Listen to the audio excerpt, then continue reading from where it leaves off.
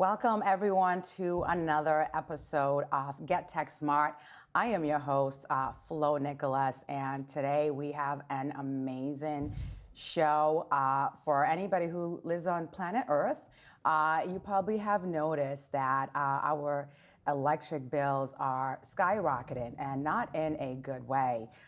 So to talk about what's going on and how specifically Hudson residents can, try to have better options to save money. I have a couple of wonderful guests here today. We have Craig Putnam. We also have Henry Herndon and resident. You are fantastic, and I've had you on the show before. Everybody knows who you are, Brett Gagnon. Thank you. And you are great, especially with our episode. We talked about, green technology. So we have here essentially the Hudson Electric Aggregate Committee. Of course, you're not specifically on the committee, but Henry, we will loop you in so people will know who you are and how you kind of fit into this discussion. So Craig, I opened up my electric bill one day and I literally thought I forgot to make a payment the previous month. It had doubled. So I had to go back in and see what's going on. What's going on is the question that a lot of residents are asking. So let's start there. Well, what's going on is, of course, the price per kilowatt hour, the rate that you pay for the electricity went up significantly. And this is market forces at work. And so the supply portion of your bill is what changed dramatically. The delivery side stayed probably fairly constant, but the big change was in the supply side. And that's what Hudson Community Power is working to address, is to try to bring that kilowatt hour rate down and give residents more options and more choices in that respect. All right, so one of the things, because I watched a recent presentation by the committee, you want to democratize energy. So let's get into that. How is it possible? Because a lot of people right now are just beyond frustrated. Some people I've seen reports where they're just shutting off the heat and just putting on blankets, sweaters, whatever they can find. But we shouldn't have to do that.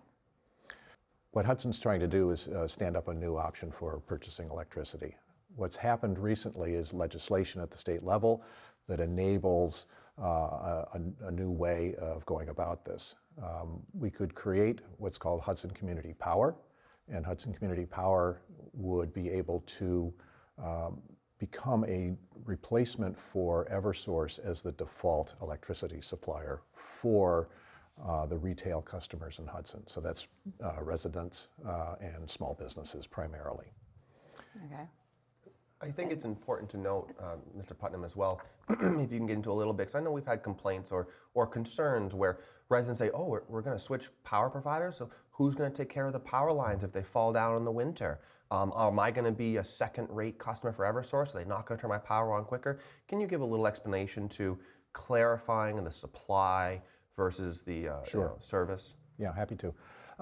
It's an excellent question, and it's really it's an excellent question, and the answer is that there's nothing to worry about. Eversource is still required to be responsible for what they've always been responsible for, which is the delivery and transmission of electricity. So they will still own the power lines, they'll still own the poles, they're still responsible for all the substations, the billing, the meter reading, all of that. Nothing changes in that regard if we do this. The only thing that's changing is who's buying the power for the residents. Okay. Today, Eversource buys that on your behalf. If you're a default supply customer, that's the technical term for it.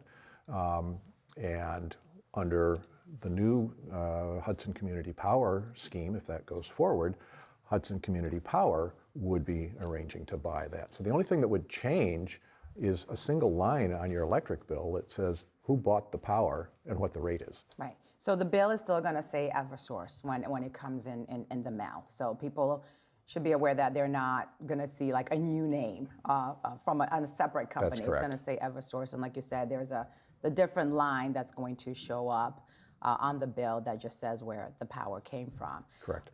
So let's get Henry into this, and how does Henry kind of fit into this whole picture? So I'll let you do that, Okay. that intro. Okay. One of the things that's been going on statewide is a nonprofit, a 503c4, if I've got it right, quasi-governmental agency called Community Power Coalition of New Hampshire was created about a year ago. Okay. And Community Power Coalition of New Hampshire, or CPCNH, is working statewide with communities like Hudson to bring community power aggregation to bear. So we have we have a relationship with CPCNH. I'm the director member for Hudson. Kate Messner is an alternate. And Kate and I are the core of the Hudson Electric Aggregation Committee. The Board of Selectmen created the committee and basically gave us the assignment to represent Hudson to CPCNH. So CPCNH has been working with us closely to help make this effort happen. And Henry's a consultant for CPCNH, and so I'll let him take over as to some of the activities that are underway. Thanks, Craig.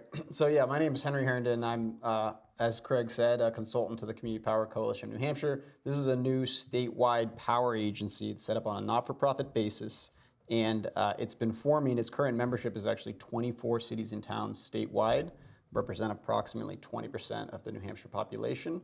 And what happened is, after the legislation went into effect in 2019, a couple of leading cities and municipal officials, municipal staff, some energy experts from around the state, they got together and they formed a work group, and they said, how does this community power thing work in other states? How does it, what are the best practices? How can we apply best practices in New Hampshire?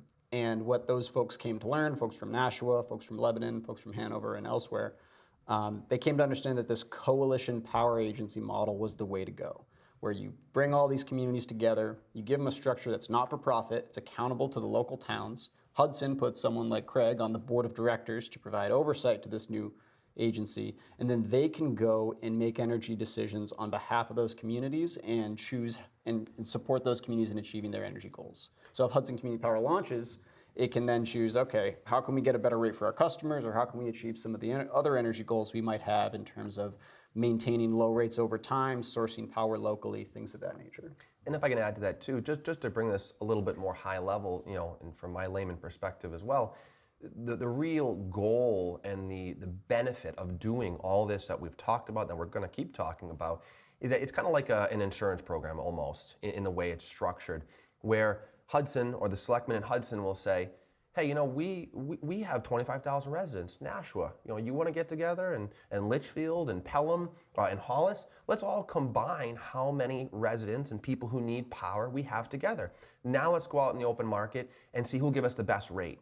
So instead of just building a home and coming in and saying, oh, it's Eversource, oh, here you go, Eversource, I'll pay whatever you want to give me for a rate, and that's it, there's no choice.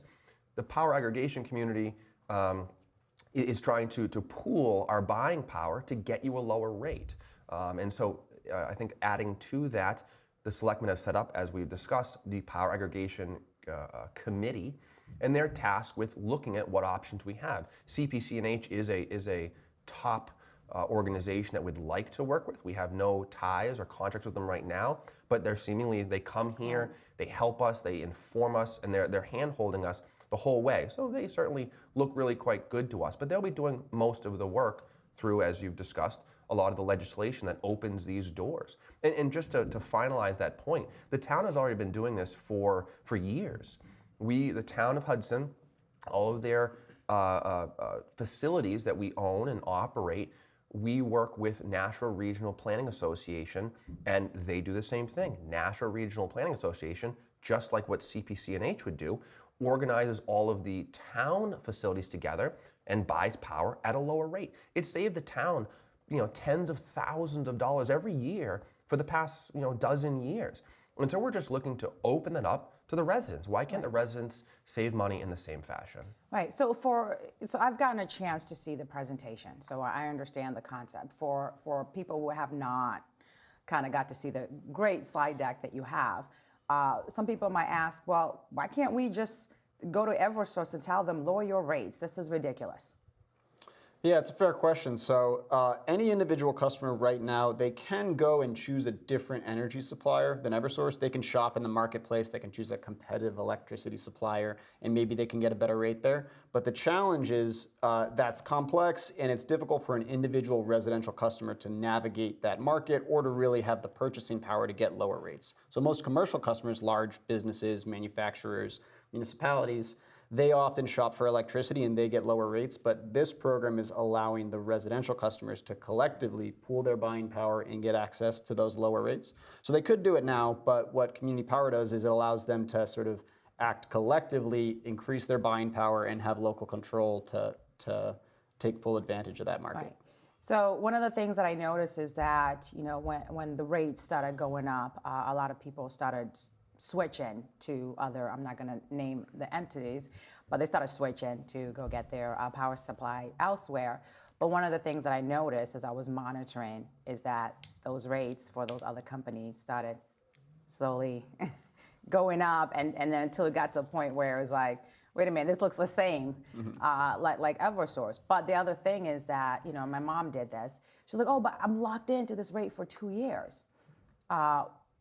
What happens? People are probably wondering, well, am I going to have to sign a contract or something? Do I need to be locked in for 2 years? So these programs are completely voluntary, and the way it works is the town of Hudson, they present a plan, they bring that plan to town meeting. If the voters vote for it, then now the select board is authorized to sign the contracts with providers and launch a program. Every customer in the town of Hudson will receive notification in the mail. It says, hey, welcome to Hudson Community Power. We got you this great rate. It's compared to Eversource like this. You're part of the program. If you want to opt out, you can visit this website. You can call this customer service line at any point in time. This is a voluntary program. You can leave. You can go back to Eversource or another supplier. We also have a menu of options for you. So you could choose more renewable energy if that's a preference of yours, or potentially other things like time-based rate design, which we could get into. If you want to get into the longer-term innovation, how can these programs enable local renewable energy projects, energy storage projects, new technologies and innovation that help sort of modernize and lower costs. Those things can come from these programs over time as well. And if I can add to that too, because I think it's quite important. You know, over this short time period or long time period that Mr. Putnam and Henry have worked together and worked to present to the Board of Selectmen and the residents alike, we've had some concerns, that we're taking choices from the residents. And really, this is quite the opposite. On the contrary, we are simply providing more choices. You know, will it be kind of an opt-out program? Yes. But what it's doing is it's allowing residents to choose what they want. So let's start with a couple examples. You know, the warrant article has now been pushed from the selectman's desk to the warrant come this March 2023. The residents are being asked to vote. And all it's really doing is saying, do you allow the selectmen to have the authority to go look for better rates? That's all it's doing. It's really not locking anything in. So obviously I'm here to say I would really like people to vote positively and in favor of that warrant article, because it just, again, opens the selectmen up to look for a better price. Then after that, if we go with CPC&H or whatnot, you know, the residents will have a choice. Do they want the lowest rate? Would they rather spend a little bit more and get green energy? That's an individual choice. It's not a town choice. Or different ways of getting power. So we are really not restricting someone's choice. We are opening up the book. As you said, the term is great, a menu. So that if someone says, yeah, you know, I don't mind paying more to say that I want 100% green energy. Or someone could say, I'm really pinched. I want the lowest price. Every individual can do that. And so I think that's what the benefit of what we're working at. Greg, you have something One to add? one thing I'd want to come back to is the fact that if you go with a competitive electric supplier, you're often on a contract, as you noted earlier, for some time period, let's say 2 years. I just want to be clear that with Hudson Community Power, there is no contract. You don't have a contract today with Eversource because it's the default supplier. Hudson Community Power would also be a default supplier, would replace Eversource if this went forward. And you would not have a contract with Hudson Community Power either. So you can come or go as you will. Right. So pretty much going along the line of what you were saying is that you're not restricted, and it seems that you're not going to be locked in, which is great. Has this model been tested out in other areas? Yeah, absolutely. So there are, 6, 7, 8, 9 maybe states across the country that have a version of community power. Massachusetts, New York, Illinois, Ohio, California, and perhaps some other ones. And they each they've started at different times and they've evolved and learned in different ways. So some of the more advanced models, particularly we see a lot of success in California, they've set up these community power coalitions, these locally controlled agencies that are now in charge of sourcing electricity on behalf of the customers.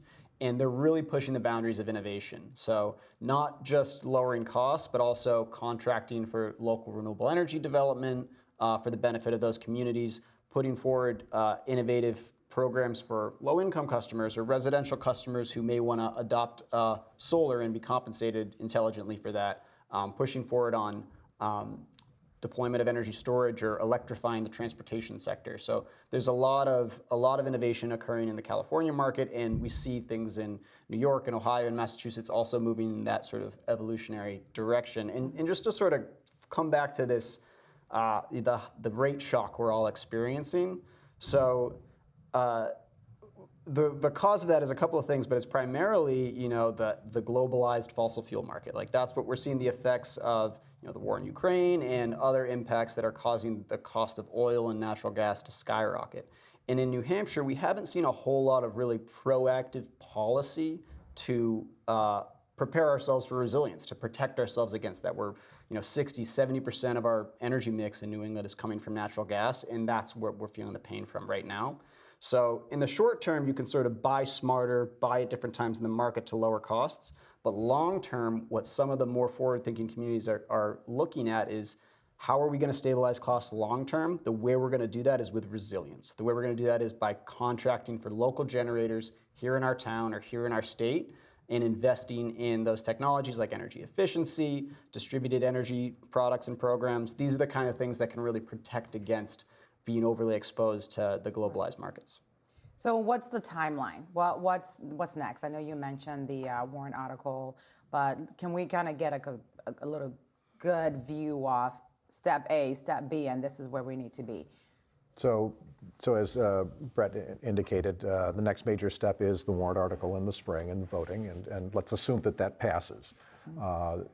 In that instance, the Board of Selectmen then have been given the go-ahead from the voters to proceed with the next steps, which would be figuring out who does Hudson want to partner with for procurement and related services, like call centers and things of that nature.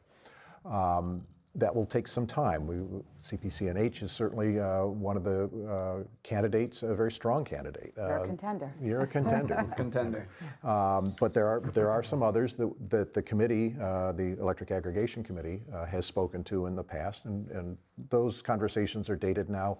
We want to go back and refresh those conversations. So there's going to be some work to be done in the spring and into the summer to make do that due diligence and make some decisions or recommendations to the Board of Selectmen, who will then decide who Hudson should partner with. Yeah. I was just going to say, so you could have approval in March from the town meeting to say, hey, Select Board, you're approved to go and make this happen. And it's possible that the program could launch and folks could start participating in Hudson Community Power in 2023 in the summer or fall. It might take as long as until 2024. Right. Spring 2024 tends to be a good time to launch these programs when we get really competitive rates. There's two sweet spots in the year, and spring and fall. And the spring's a little sweeter spot, right. So it could be as late as the spring of 2024. Yeah. And if I may jump in too, I think circling back to what Flo asked before, you've talked about some states that have run these type of programs, but I believe we've talked about places like Cambridge, Massachusetts. Can you give some specific examples of what they did and what they're experiencing now? I think it was pretty impressive when you spoke about Cambridge. So we may have mixed a couple things up, but the example that comes to mind first and foremost for me is there's a small Northern California Redwood Coast Energy Authority, and they're a wooded area. They come to mind because the biomass industry is an important part of their community, and there were a lot of jobs in that industry. And they decided they were going to source some of their power from those local energy generators. They also, I think, are signing contracts for some of the first offshore wind in California, as well as some other things. But they're one of the smaller, perhaps even a little more conservative California entities. that has really pushed the boundaries of what could be achieved with this. I had mentioned Cambridge earlier. I think it was in the public hearing. The Cambridge government is I had mentioned Cambridge earlier, I think in the public hearing. There was an announcement from Cambridge in July, I think it was, that their community power agency is achieving rates that are lower than Eversource at 100% renewable energy. So it was mentioned earlier that you could have different kinds of programs of varying amounts of renewable and so on. Well, their 100% renewable program is less than Eversource. So, and they're an Eversource city in their case, but served entirely by Eversource, like Hudson is.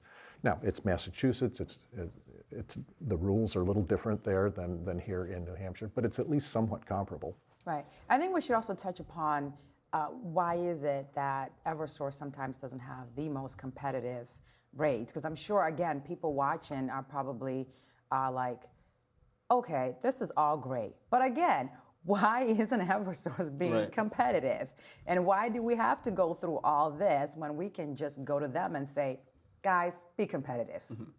So the reason is because Eversource's approach to procurement, it's regulated by the state and it's pretty rigid. And basically what state regulation says is if you're Eversource or one of the other utility companies, twice a year, every 6 months, you're going to go into the market and you're going to take bids for 6 months of power. And whatever the price is, that's what you take for those 6 months. And when that 6-month term ends, you come back and you take the next price. So it's a pretty simple 6 month, 6 month, 6 month. And occasionally you go into the marketplace and it happens to be the peak of the market. That's what happened this past summer. And they have no ability to be flexible in how they procure. So what the coalition will do, what community power programs can do, what competitive energy suppliers do is they time the market. They say, okay, we're going to wait until prices fall and we're going to enter into some contracts here. We're going to have a portfolio of contracts. Some are going to be short-term, medium-term, long-term. Some are going to be with the hydro guys and some are going to be with the gas plants, and we're going to diversify that portfolio. So when you are able to really actively participate in the market, you can squeeze more savings out, and just the way the state regulates Eversource, they're not able to be as flexible. Right. So this sounds like the bargain hunter's plan. Versus the Eversource plan, which is we're just going to go in and shop, and whatever we get is what we get. Yeah, their hands are tied by the state regulations. Yeah. So I mean, I think that's a great clarification, because I think that will give people a better understanding of why is it that Eversource isn't really doing, or perceived they're not doing a lot to lower this cost, is because they don't have that flexibility. Right. And to be clear, there's folks may like to cast blame or say, "Oh, Eversource, you're raising the rates because it's a decision you made, or you want to take make more money for your shareholders." And I mean that is the case when they raise rates on the delivery side at the Public Utility Commission, but that's all regulated and transparent to some degree. This rate shock, it's not the fault of Eversource. It's just the fault of market forces and the cost of fossil fuel right now. Eversource does not make money on the electricity that they're purchasing on the for towns. Right, correct. They only make money on owning and operating the poles and wires, the distribution grid, and they're compensated for that, but not for the actual energy supply or generation. That's good to know, because when you're paying that electric bill, you are just like getting all my money. Right. That's the perception that you have. So let's talk about money in terms of tax impact, because when citizens start hearing about programs, they start thinking, oh my goodness, are my taxes going to go up? I can't even afford pay my bill. How much is this going to cost our town to be involved in this program? So the enabling legislation, which is RSA 53E, explicitly states that there may be no tax impact in standing up a program like this.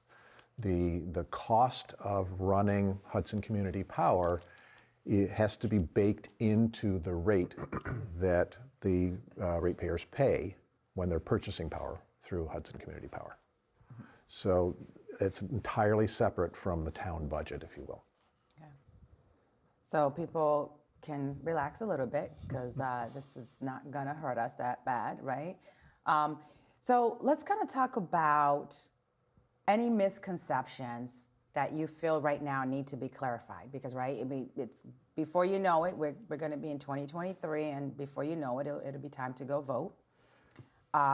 What misconceptions should people be aware of before 2023 hits and we're in that little booth trying to say yes or no? I think one key thing to understand is with this statewide coalition, there's a community power movement that's occurring across the state. Many towns are getting involved, they're coming together, they're learning together, they're developing these programs, and many of them have different motivations. So they all care about lowering costs, that's for sure. But some of them, they're like the town of Hanover, for example, is a Ready for 100 community. They want to invest in renewable energy, whereas other towns are just simply interested in lowering the rate for the customers. So one of the cool things about community power is it's not imposing any one set of goals, it's just empowering the individual town to meet its goals. So there's no requirement that this be renewable energy, there's no requirement that it be this goal or that goal, and it's really up to the town to decide what does it want to achieve. It's all about local control. Yeah. What other misconceptions have you heard? I think we've talked about a couple of them so far. I mean, just recapping, the warrant article locks us into nothing. It just simply asks the residents to allow the selectmen to look. There's no harm in looking and to see what options we are. Even if we get to the 11:59th hour here and we say, you know what, we can't beat Eversource's price, we stop. Unless these gentlemen who have worked in this for a long time are very educated, are hiding something from me, I'm following their coattails. It seems so, and forgive the term, but idiot-proof. I mean, right. I don't see any negative. It's, other than them, unfortunately, if it ever happened, wasting your time if we couldn't get a lower price. But as far as the residents go, they're going to get a lower price. If they don't like it, they can jump out.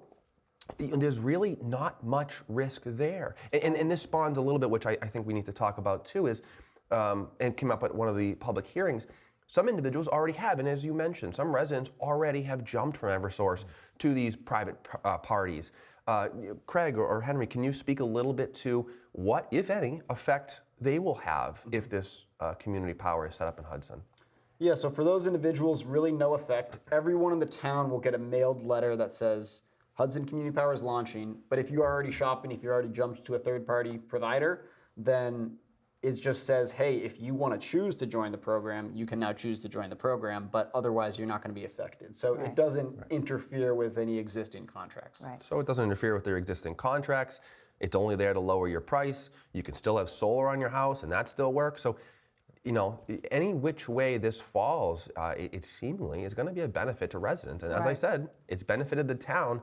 Why can't we help the residents in the same way? Exactly. And just to also reiterate that this is not you have to Right. participate in this program. You have a choice where if you want to stay with Eversource and you want them for everything, then that's where you stay. Like, again, I think it comes down to what you say, Henry, and Craig, you mentioned this as well, is providing options. Right.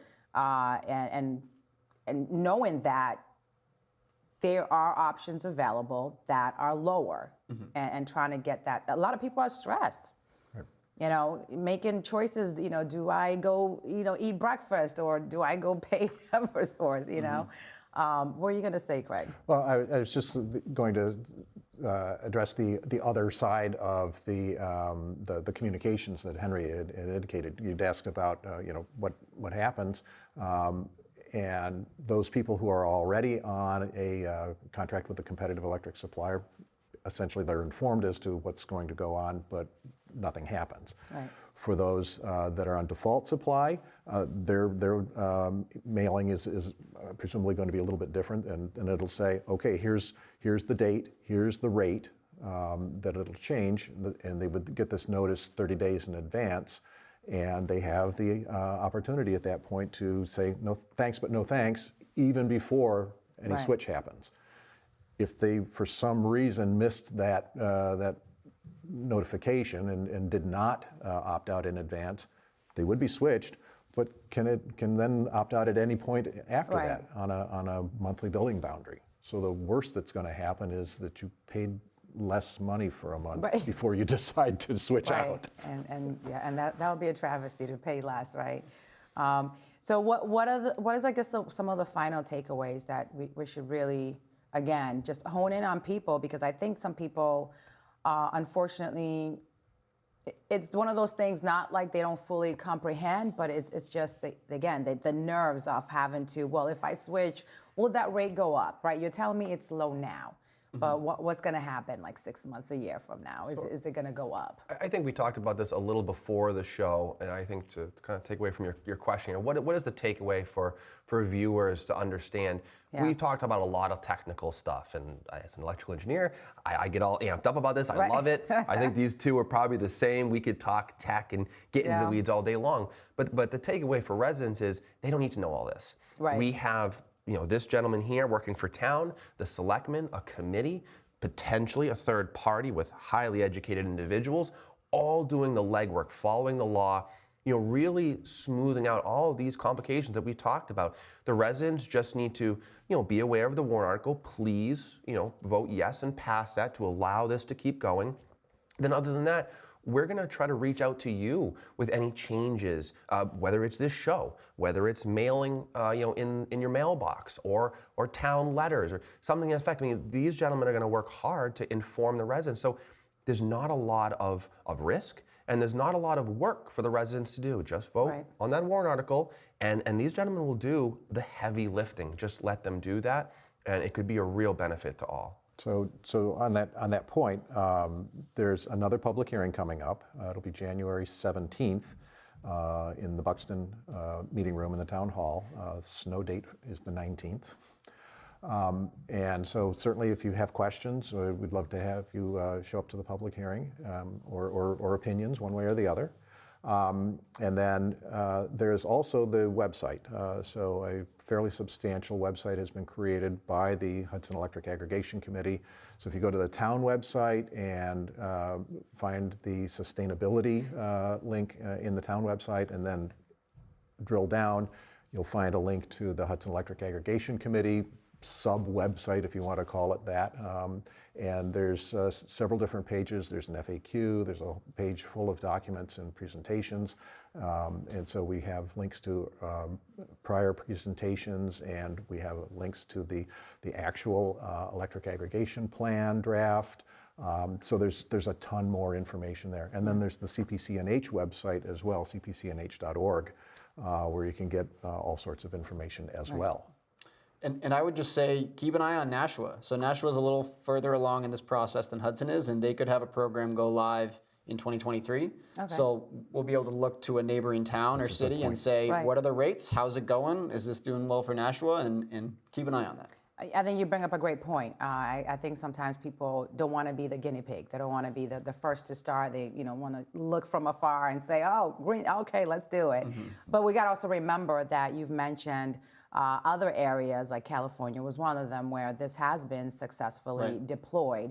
So besides just looking at Nashua, also look at what's already been out there and it's already implemented and it's working.